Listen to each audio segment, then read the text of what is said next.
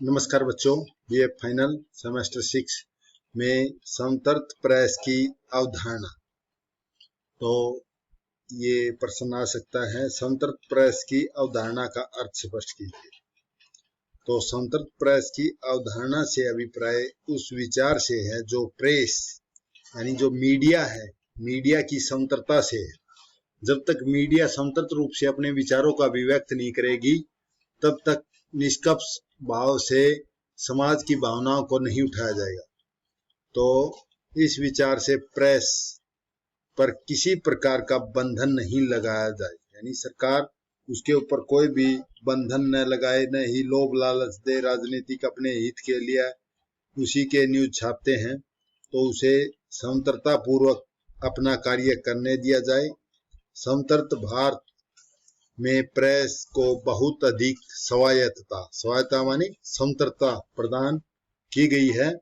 हालांकि भारतीय प्रेस पूर्ण रूप से समतर्थ नहीं कही जा सकती, क्योंकि सरकार अपने कानूनों में संशोधन के द्वारा कभी कभी प्रेस पर पाबंदी लगा देती है। जैसे अभी हाल में पाकिस्तान सरकार ने पाकिस्तान की जो मीडिया थी, प्रेस थी, उसके ऊपर पाबंदी लगा दी है। तो भारतवर्ष में प्रेस को देश का चौथा महत्वपूर्ण स्तंभ माना जाता है। देश में समय समय पर प्रेस की पूर्ण स्वतंत्रता पर बल देते हैं। इसके अनुसार यदि प्रेस पूर्ण रूप से स्वतंत्र होगी तो वह देश के आम आदमी से लेकर देश के प्रतिष्ठित और अत्यंत रसूलदार लोगों के विरुद्ध अधिक नहीं लिख पाएगी, जबकि उसे उसकी प्रशस्ति करनी पड़ेगी, यानी कि उसकी मान बढ़ाई करनी पड़ेगी। यदि स्वतंत्र होगी, प्रेस स्वतंत्र होगी, तो किसी के भी विरुद्ध अपना पक्ष रख सकती है। दूसरी ओर कुछ लोगों का मानना है कि यदि प्रेस पूर्ण रूप से स्वतंत्र हो गई तो तानाशाह हो जाएगी। संभवतः यह है कि अपराधियों से मिलकर उनके बचाव में उतर आए, पैसा लेकर के समाचार प्रकाशित करने लगे। इस तरह इस पर सरकारी नियंत्रण आवश्यक है। दोनों विचारधाराओं के कारण हमारे देश में अभी भी प्रेस पूर्ण रूप से स्वतंत्र नहीं, हालांकि इसका पूर्ण स्वतंत्र होना अधिक आवश्यक जान पड़ता है। अब अगला प्रश्न आता है, भारत में प्रेस की वर्तमान स्थिति की विवेचना कीजिए। तो भारत में प्रेस की वर्तमान स्थिति क्या है? हमारे समाचारों में, पत्रों में राजनीतिक मामलों को बहुत महत्व दिया जाता है और इनके कॉलम राजनीतिक मामलों से संबंधित सामग्री से भरे होते हैं। खेल कूद को भी महत्व दिया जाता है, लेकिन जितना दिया जाता है वह पर्याप्त नहीं है। हमारे देश में सिर्फ खेल कूद के दैनिक पत्र नहीं निकलते हैं, कुछ खेल कूद साप्ताहिक आवश्यक प्रकाशित होते हैं, परंतु अब तो खेल कूद के भी निकलने लगे हैं। यात्रा, धन और स्वास्थ्य को उचित महत्व नहीं दिया जाता है। वास्तव में छुट्टी का समय कैसे बिताया जाए, इस बात का पूरा ध्यान नहीं दिया जाता। बहुत से समाचार पत्र राज्यों की राजधानियों में भी अपनी संवाददाता नहीं रख पाते हैं। कुछ मामलों में कोलकाता, चेन्नई, बंबई, दिल्ली जैसे 4 महानगरों में ही है जो न्यूज आती है। सबसे ज्यादा बड़े महानगरों की आती है, ग्रामीणों की तरफ बिल्कुल ध्यान नहीं दिया जाता। इसलिए इसमें अपने राज्य के बाहर के बहुत कम समाचार होते हैं। विश्व के समाचार के मामले में तो बहुत असावधानी बरती जाती है, इसके बारे में विचार और व्याख्या बहुत कम होती है। भारतीय भाषाओं के समाचार फिल्म साहित्य में बहुत रुचि लेते हैं। एक औसत भारतीय फिल्मों के बारे में बहुत जानना चाहते हैं, इसीलिए समाचार पत्रों में इन्हें बहुत जगह दी जाती है। ये समाचार अभिनेता अभिनेत्रियों के निजी जीवन, निर्माणाधीन फिल्मों के बारे में होते हैं। हमारे देश में सभी समाचार पत्रों का स्तर एक जैसा नहीं है, इनमें काफी फर्क है, इसलिए पत्रकारिता के प्रशिक्षण का उचित व्यवस्था नहीं है। कुछ वर्ष पहले पत्रकारिता विद्यालयों की संख्या नहीं के बराबर थी। लोगों को काम करके ही काम सीखना पड़ता था। समाचार पत्रों का नागरिकों के दिमाग पर बहुत प्रभाव पड़ता है और इसलिए प्रशिक्षण की सुविधा का अभाव होना बहुत ही दुख की बात है। ब्रिटेन, फ्रांस, इन दोनों देशों में समाचार उद्योग को ही पत्रकारों के प्रशिक्षण का खर्च उठाना पड़ता है। रूस, पोलैंड, जर्मनी, हंगरी जैसे समाजवादी देशों में प्रशिक्षण अनिवार्य होता है और इनकी बहुत अच्छी व्यवस्था है।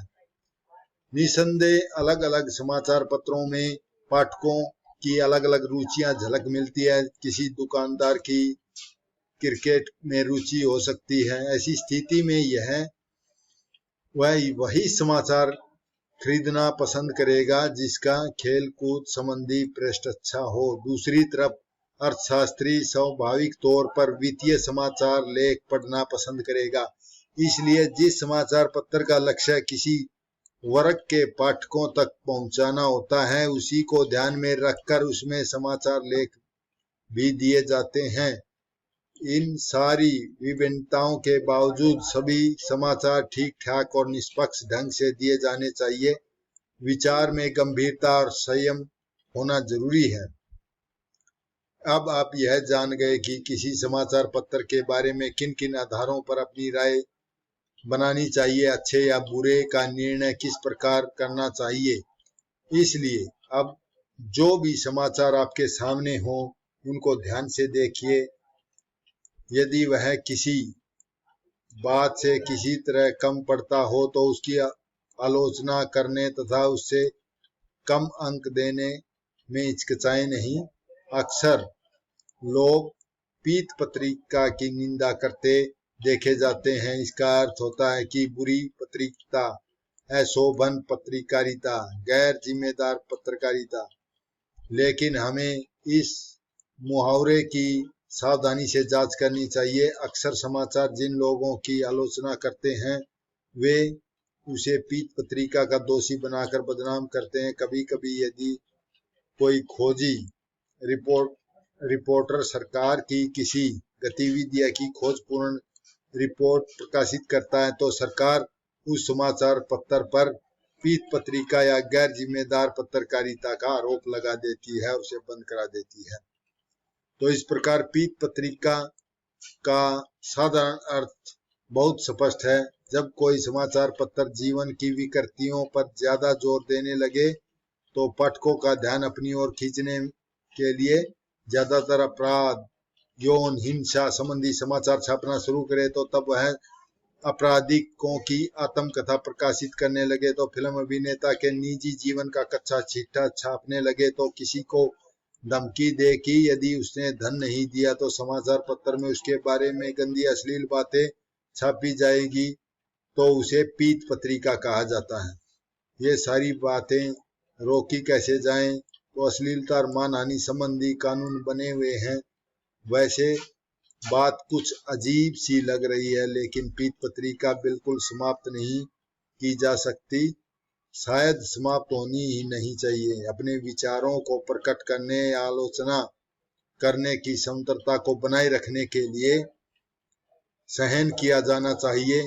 यदि जुबान बंद कर देने वाले बहुत सारे कानून हुए तो किसी की ईमानदारी से आलोचना की जा सकेगी। शायद पीत पत्रिका को रोकने का यही सही उपाय है। पीत पत्रिका करने वाले पत्रों पर नजर रखने के लिए प्रेस ही संगठन बनाए जो गलत रास्ते पर चलने वाले समाचार पत्रों की निंदा करे। यह आजमाइश भारत सहित कई अन्य देशों में की गई, इसका नतीजा बहुत अच्छा निकला है। समाचार पत्रिकाओं को क्या कहा जाता है? समाज का दर्पण कहा जाता है। पत्रकारिता का उद्देश्य जनता की इच्छा विचारों को समझना, उन्हें व्यक्त करना। यह कथन महात्मा गांधी का है। समय सामयिक ज्ञान का व्यवसाय ही पत्रकारिता है। यह सीजी मूलर का है। सर्वप्रथम भारत की स्वतंत्र प्रेस की अवधारणा कब हुई? 1560 ईस्वी में गोवा में हुई थी। भारतीय पत्रकारिता के जनक किसे माना जाता है? राजा राम मोहन राय को। पत्रकारिता अंग्रेजी के किस शब्द का हिंदी प्रयोग है? जर्नलिज्म शब्द का है। बंगाल गजट का प्रकाशित किस वर्ष है? 1818 ईस्वी में। संवाद कॉमेडी का प्रकाशन किस वर्ष हुआ? 1821 में। पत्रकारिता के किन्हीं दो प्रकारों के नाम बताओ। अन्वेषी पत्रकारिता और आर्थिक पत्रकारिता। पत्रकारिता को पंचम वेद किसने कहा है? इंद्र वाचस्पति ने कहा है। और ज्ञान विज्ञान की सभी बातों को किस माध्यम द्वारा माना जा सकता है? पत्रकारिता के। पत्रकारिता से क्या अभिप्राय? वह प्रक्रिया जिसके माध्यम से समाचार हम तक पहुंचते हैं वह पत्रकारिता कहलाती है। न्यूज शब्द का है नॉर्थ, ईस्ट, वेस्ट, साउथ। और जर्नलिज्म किस भाषा, किस शब्द से उत्पन्न हुआ है? फ्रेंच शब्द का जर्नी से बना है। और फ्रेंच शब्द जर्नी का क्या अर्थ है? एक एक दिवस का कार्य प्रस्तुत करना। तो किसने पत्रकारिता को चुनौती माना है? C.F. पोस्टर ने। किसने पत्रकारिता को तत्कालिक घटनाओं का सूक्ष्म विश्लेषण किया है? कर्ल जी मुगलर ने। किस विदुषी ने पत्रकारिता के बगैर समाज को बदलना संभव है? महादेव वर्मा ने। भारत के किस राष्ट्रपति ने पत्रकारिता को जनता की सेवा माना है? डॉक्टर शंकर दयाल ने। और पत्रकारिता का मुख्य संबंध किससे है? समाचार पत्र और पत्रिकाओं से। हिंदी का प्रथम उद्दंडमार्तन का प्रकाशन कब हुआ? 30 मई 1926 ईस्वी को। पत्रकार कितने प्रकार के होते हैं? 3 प्रकार के, पूर्वकालिक, अंशकालिक और फिलोसफर यानी सौंदर्य। फारसी में समाचार के लिए किस शब्द का प्रयोग है? खबर। अंग्रेजी शब्द न्यूज किसका द्योतक है? न्यूज का है। लोकतंत्र का रक्षक किसे माना जाता? पत्रकारिता को। प्रजातंत्र का चौथा स्तंभ प्रेस को। पत्रकारिता के अतिरिक्त प्रजातंत्र के 3 स्तंभ कौन से हैं? न्यायपालिका, कार्यपालिका और विधायपालिका। और पत्रकारिता मुख्य लक्ष्य है? पत्रकारिता मुख्य समाज के लिए ज्ञानवर्धक, मनोरंजन और उद्बोधन का आधार प्रस्तुत करना। जनता की आंख कान किसे कहा जाता है? पत्रकारिता को। पत्रकारिता के माध्यम से किस प्रकार के जीवन मूल्यों को पक्ष नहीं लिखा जाता है? नकारात्मक जीवन मूल्यों के पक्ष नहीं लिखा जाता। शासक और शासित के बीच संबंधों को सुदृढ़ता प्रदान कौन करती है? पत्रकारिता। जनता में फैली भ्रामक बातों का निराकरण पत्रकारिता करती है। और समाचार के कितने कारक होते हैं? 6 कारक। कौन, क्या, किसे। पत्रकारिता ने पूरे संसार को किस में बदल दिया है? एक गांव में। प्रारंभ में पत्रकारिता का स्वरूप किस आयाम तक सीमित था? समाचारों के प्रकाशन तक। वर्तमान में पत्रकारिता के क्षेत्र में सबसे अधिक व्यापकता किस माध्यम से? इंटरनेट से। वर्तमान में पत्रकारिता का स्वरूप किस प्रकार का हो गया है? बहुआयामी हो गया है। किस प्रकार की पत्रकारिता में पत्रकारों को जासूसी की तरह जोखिम उठाना पड़ता है? अन्वेषी पत्रकारिता। और पत्रकारों में खोजी पत्रिका का माध्यम किस देश से शुरू हुई थी? अमेरिका से। अमेरिका में पत्रकारिता के संबंध में किस कांड का उल्लेख हुआ था? वारगेट कांड का। उद्योग बैंक के शेयर मार्केट से संबंधित पत्रकारिता को आर्थिक पत्रकारिता कहते हैं। बाल पत्रिका के नाम बताओ, जैसे चंदा मामा, पराग नंदन। और स्वस्थ पत्रकारिता किस प्रकार की पत्रकारिता नाम है? आरोग्य धाम, आरोग्य सुधाकर। और इसी प्रकार विज्ञान पत्रकारिता संबंधित किस प्रकार की है? विज्ञान कला, विज्ञान जगत। शारीरिक, मानव शरीर के जो महत्व सिर का है वही पत्रकारिता में किसका है? शीर्षक का। शीर्षक किसे कहते हैं? समाचारों और लेखों के ऊपर लिखे जाने वाले संक्षिप्त परिचयात्मक पंक्ति को शीर्षक कहलाती है। आमतौर पर शीर्षक कितनी पंक्तियों के होता है? 1 या 2 पंक्ति का। यह उचित है। वास्तव में शीर्षक ही बिकते हैं, समाचार पत्र नहीं। शीर्षक के महत्व में किस विद्वान का? डॉक्टर रमेश कुमार का है। पत्रकारिता के क्षेत्र में पाठक को कम से कम शब्दों में अधिक से अधिक जानकारी कौन देता है? शीर्षक देता है। किस समाचार पत्र में विश्वसनीय पथ प्रदर्शक किसे कहा जाता है? शीर्षक को। शीर्षक को शो विंडो किसने कहा है? रोलेट ई वुल्सले ने। शीर्षक कैसे दें? लेखक का है रामचंद्र तिवारी का। आधुनिक ढंग से शीर्षक प्रथम बार कब और किस पत्र में दिए गए? 1823 में संडे टाइम का प्रथम संस्करण में। और शीर्षक की साज सज्जा सबसे पहले किस देश के पत्रकारों ने ध्यान दिया? अमेरिका के पत्रकारों ने। समाचार का प्रवेश द्वार किसे कहा जाता है? शीर्षक को कहा जाता है। शीर्षक को किन्हीं 2 प्रकार नाम बताओ?